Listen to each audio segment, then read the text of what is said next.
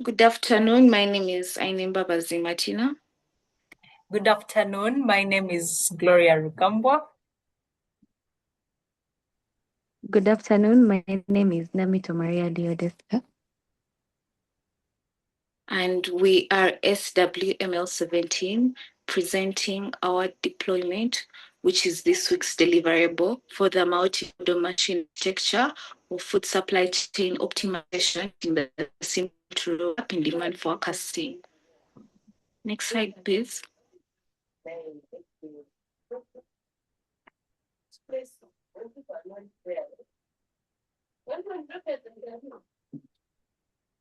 To give a brief background, we are working on the food vendors around Makerere University, and our issue that we are planning to solve is food plus is caused when a mismatch is made between demand and supply.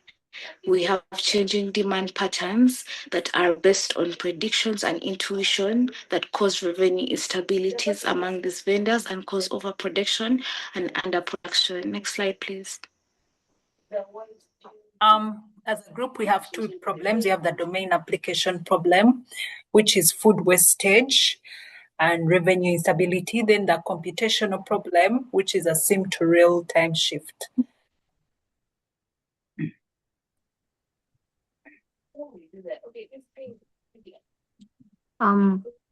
We came up with research questions and objectives, and these research questions are going to be answered when we are working on our project.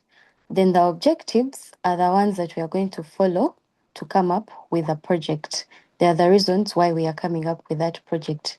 They are the things that we have to meet. We came up with 6 objectives and 4 research questions that we are going to answer. Well, now next.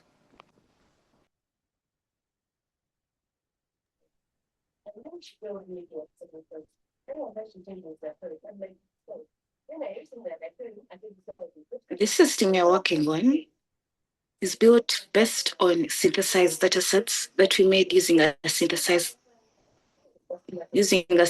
agent, and it starts from the data layer until the application layer. So this is our methodology, and this is the flow of how data was moving and how we were able to come up with this web application until this final stage. So there was data pre-processing involved. We had the integration part, domain adaptation, as you can see. But our aim is the deployment, and we are going to move faster. So the next slide, please. We were working with 2 data sets, and this is the cafeteria data set and the kiosk data set. The cafeteria data set in particular was handling cafeterias within our university. Then the kiosk was handling the small vendors, shops within the university.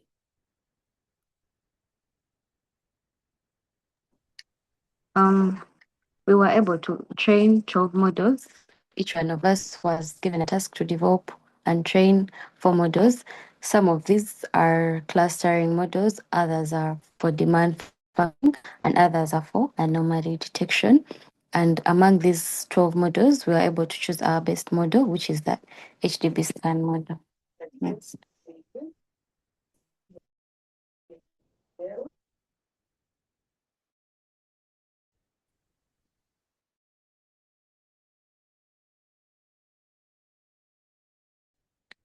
For strengths and weaknesses for each, and HDB scan was selected because among all the what we're working on and the data that we're trying to cluster.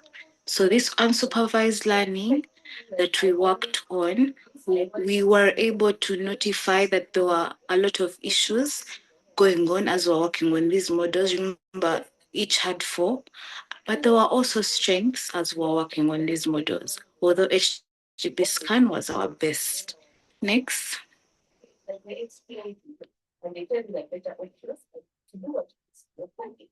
We also had other models such as the SARIMA, the long short-term memory models. And we can see for SARIMA, it was handling seasonality. Then for long short-term memory, we are looking at its accuracy being very good. XGBoost, it was good for carrying out feature engineering.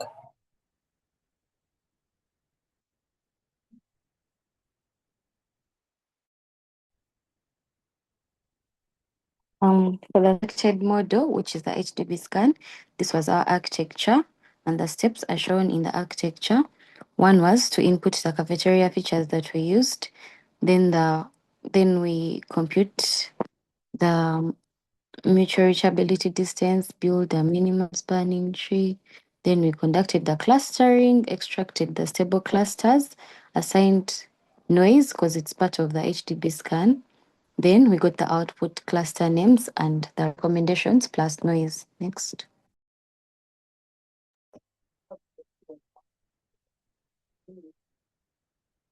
For HDB, which is hierarchical density-based clustering, we created 2 clusters, which is what we're able to come up with. Remember, HDB scan works by creating its own number of clusters. It's not like other types of clustering where we are supposed to have a predefined number. So this is one advantage. And as you can see, for these 2 clusters, they differ in size and they differ in how they work. So we also have a third part, which is noise. Noise is not specifically a cluster, but it is also grouped because these are anomalies. These are the days that are different from the other 2 clusters that are usually common, meaning that the 2 clusters are what we used for our deployment, and they have properly shown us how we are going to distribute the food.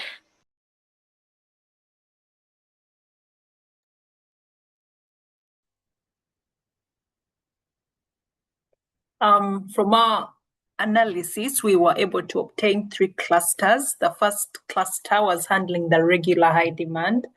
The regular stroke low demand, which is the normal demand for particular days. Then we had the cluster 1, which was high demand, the high volumes. Then we had the noise, which handles like particular times, like during exam periods where there is extremely low demand.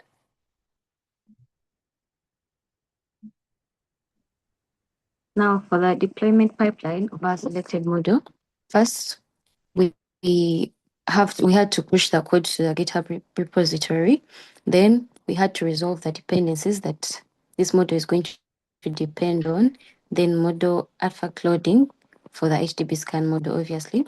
Then the Unicorn and the Vidicon server. This one was to handle requests, server requests on the application side. Then the startup health check is done every time we try to run the app. Then the server is it automatically deploys every time we push our code to the GitHub repository or we change anything locally and push. There's auto redeployment of our model. Next.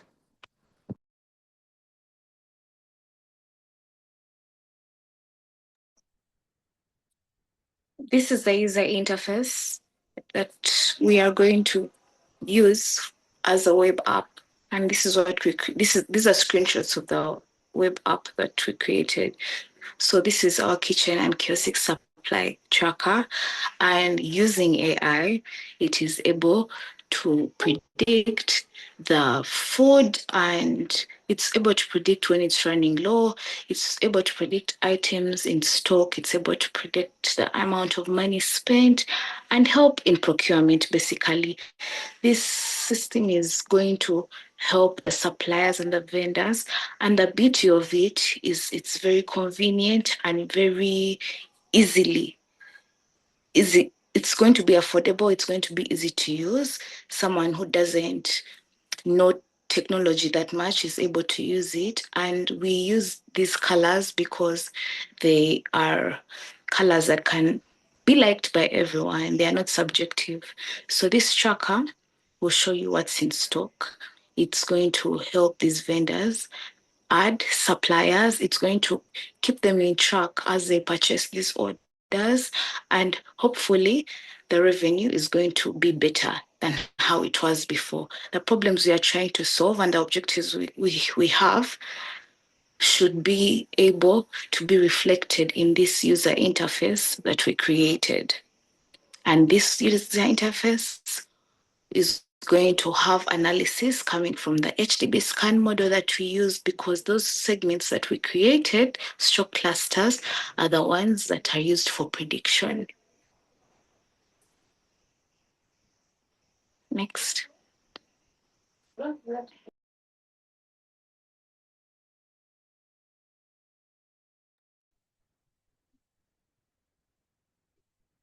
So this is our deploy supply tracker. As the speaker before had said, we applied our HDB scan model, and we were able to see that we have as production API, as render, then containerization, we used Docker. Then another thing we had three outputs, which was the cluster label, confidence score, and recommendation action. We were able to develop a fast API, as you've seen the pictures before. Yeah, and also an automatic redeploy.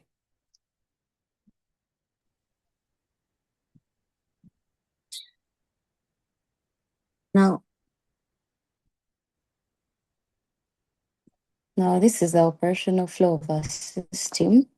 First, it receives requests from the vendors that are going to be using the application. Then it validates and orders those features, checking if they actually exist or they are allowable to the system. Then scales those features that have been input by the vendor. Then it uses the HDB scan model to predict the cluster to which those features belong to. Then it outputs the cluster label, confidence, and recommended action for the vendor.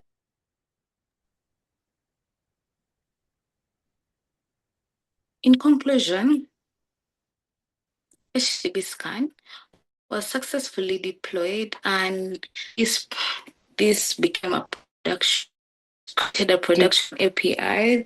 So it was moving from notebook analysis to an operational decision tool.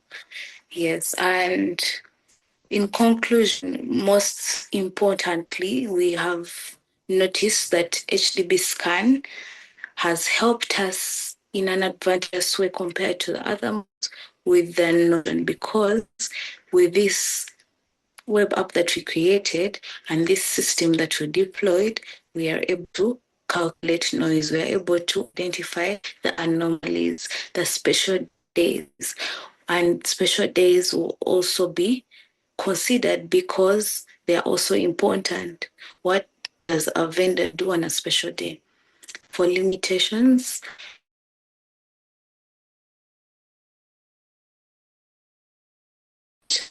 we have being used. It would have been better if we had a lot of data collected from the different vendors around Makerere University, but we failed at that because some did not want to give us their information, and we needed enough data to create these models. HDB scan also their prediction does not guarantee clustering for every new input. Now, for example, a certain input could be catered for noise, yet it could be a cluster at some point. So that is also a limitation. And yes, next slide.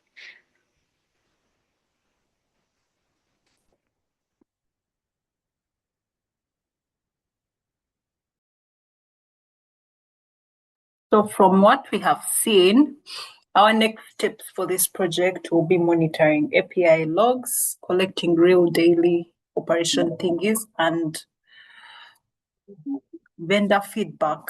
Thank you so much. This was Group SW ML17.